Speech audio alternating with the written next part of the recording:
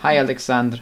I'm looking at the animation here, and as we were discussing when we were in our call, I think in this moment before you go into anticipating on this pose, actually this is a good point for you to have a take with the head, something like you have the character in a rest pose, and then something happens in his mind or in his belly, I suppose, and it's like he's just crunching down a little bit, blinking, and then opening the eyes, just to see that something is happening, just to show us that there is anticipation to the motion. Right now you have the head going up, and I feel like you already have this beat in here. It just doesn't last for long enough. I think if you kept this pose for say 4 frames longer or something like that, I think, and if you had a bit of an anticipation going into the body a tiny bit more and squashing it a bit more there, then you will perhaps drive your point across a bit better. Let's see if this works.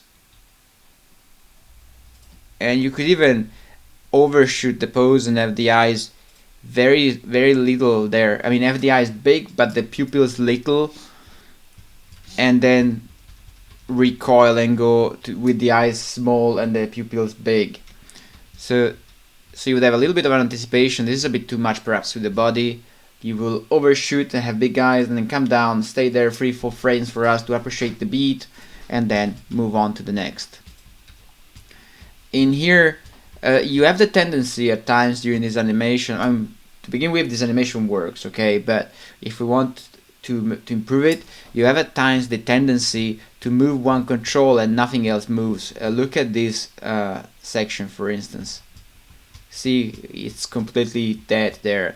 So I think you would be better off if, as you're anticipating here, you would maybe raise the tail a little bit, maybe move the root a tiny bit to the right hand side and lower perhaps. And just a second. But it depends on which animation style you're going for anyway, because right now the animation looks a bit stop motion like, which I don't mind at all. It just depends on what you're trying to achieve in there, okay? So let me just check in here. I think in this section of the animation, what you could do is this close in here. Instead of going down this way, I think you could perhaps keep it closer to the body.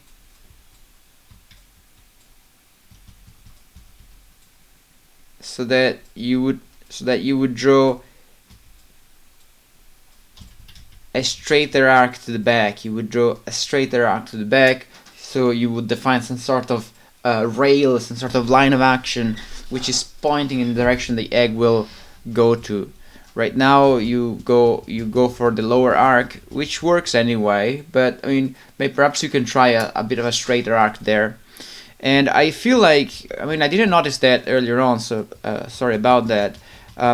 Perhaps in the anticipation here, you could already zigzag the beak and make it more compressed, so that as you go out, you will still be zigzagging here, but then you would probably stretch it.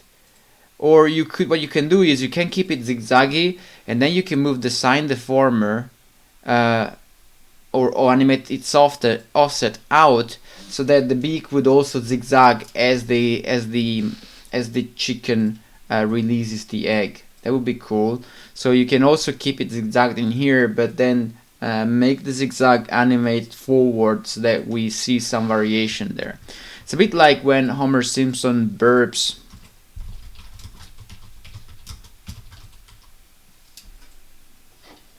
Where I think they used to animate the zigzag on the mouth. You see, just to give us this impression of movement there. So you can do the same with your with the chicken there, I think, and see how it goes. Then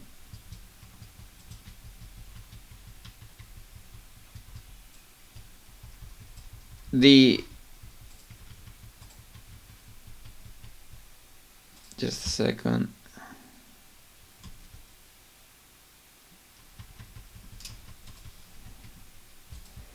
One thing you could do with the pupils is to, especially the right one, you could wiggle them a bit more and make the wiggle independent from the wiggle of the eye. Look at what happens to the eye. So the eye goes up, the pupil goes up. The eye goes down, the pupil goes down. The eye goes up, the pupil goes up, and so forth.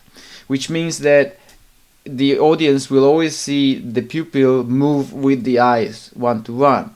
If you offset them a little bit, it might look a bit better, okay, or a bit more organic.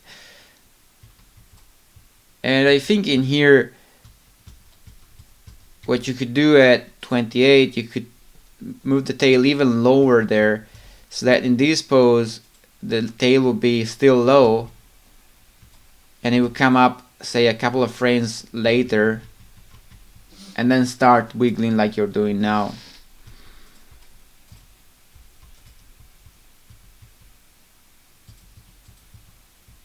And I think the frame before the egg comes out, it's a frame which would be a bit more compressed, with the tail perhaps down, so that when the egg comes out, you will be a bit more stretched than with the tail up. It will look a bit better. It's a bit like when you have a cannon in animation. There you go. Before it shoots, as an anticipation, usually the cannon compresses,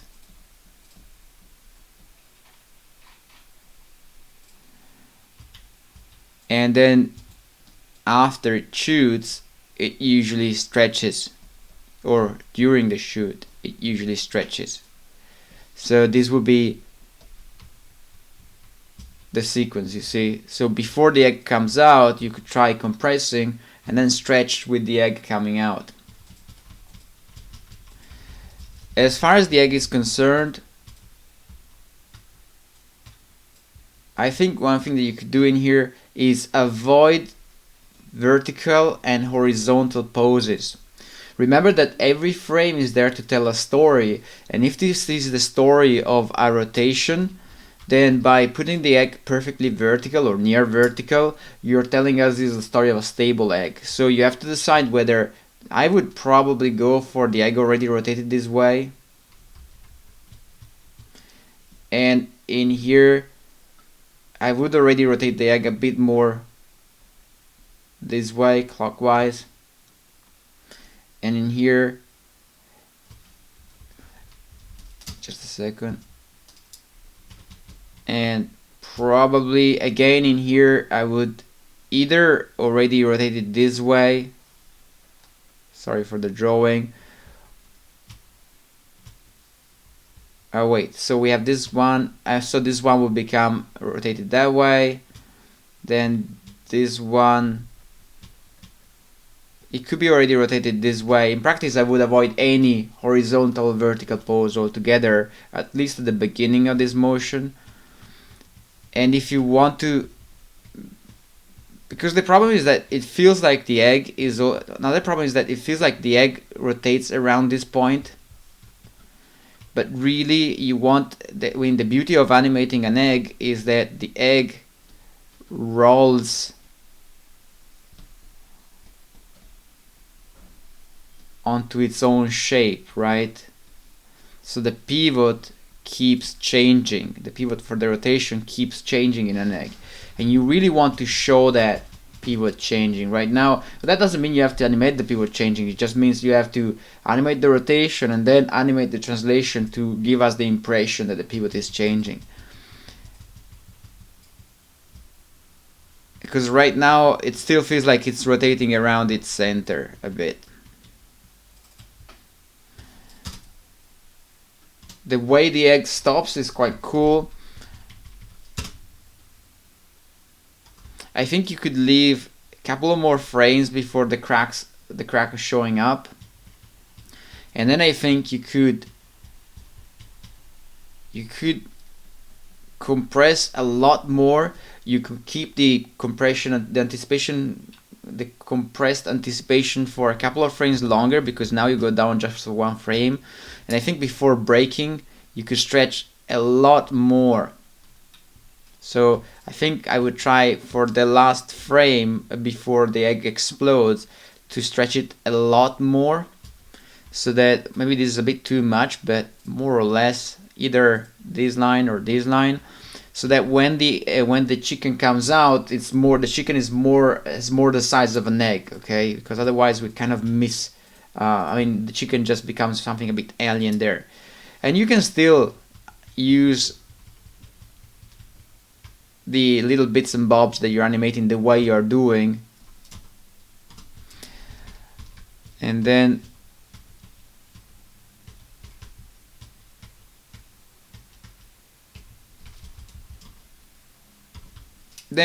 this is a discussion we had probably in class, I don't remember, but if you decide to lead with the head on the way out, like it seems you're doing, then it's a bit strange to see the head delayed again.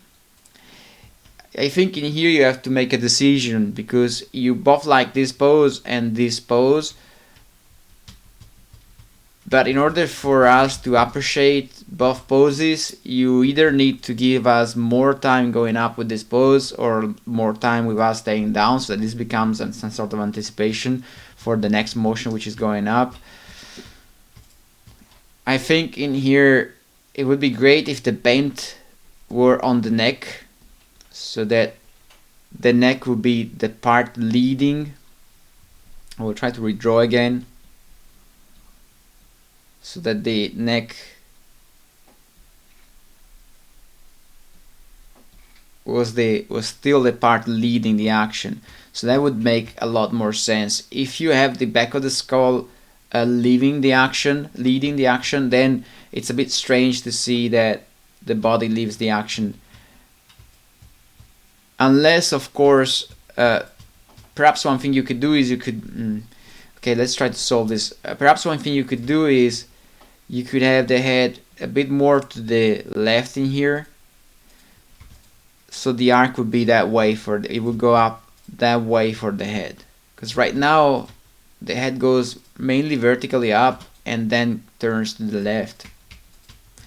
If you had this pose with the leg a bit more to the left, then perhaps you would have a nicer arc going there, and that means that later on it's the back of the body that leads. So probably that's the cheapest option that comes to my mind, is just pushing this head a bit more to the left there. And I would give the body a couple of frames to lead. Right now it's only one frame to lead, and then the head starts leading again. So I would give the body a couple of frames to move up with the head staying down, and then I would have the head come up there. And I would try and get the head a better arc in here, so it goes up this way, but then I would probably have the arc going that way, if you see what I mean. I would try to do something like this, and I would stretch even a bit more in this pose.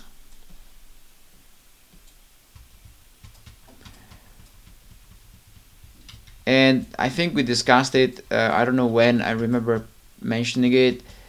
Try not to go back twice to the same exact pose, because what the brain will read, instead of the chicken singing or shrieking, the audience will read the same pose.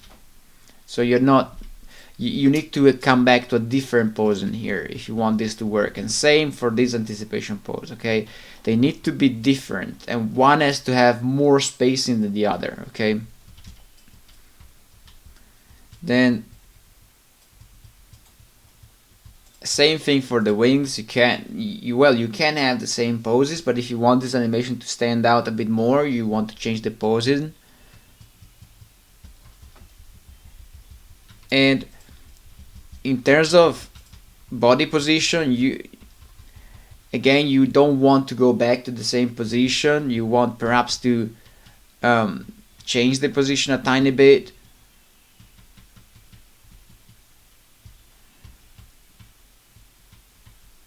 And then we go down, back down. The crest overlap is really fun down there. You could make that probably even more fun if you gave it a couple more frames to flop down, but I don't know how much you can hold this pose without the audience realizing it's all broken.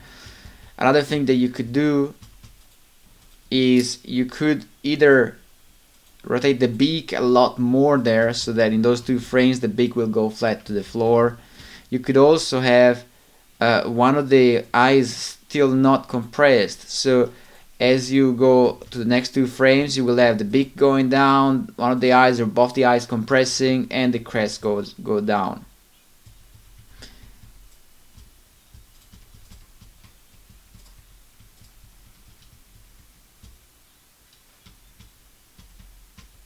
In this transition at 139 you could perhaps rotate the beak a bit down and then straighten it again.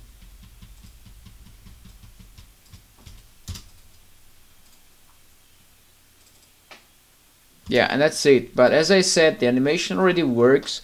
All the stuff that we are mentioning in here are it's just a way to make it even better, but the animation already works. So if I were you, I would focus now on making the render looks nice, designing the render and the lighting and the shading, so that you have that part that works and you can already hit render and have the scene rendered, and if you have more time you can do another pass on animation. Otherwise that becomes the project. Okay, what you have there becomes the project. The animation is already good enough.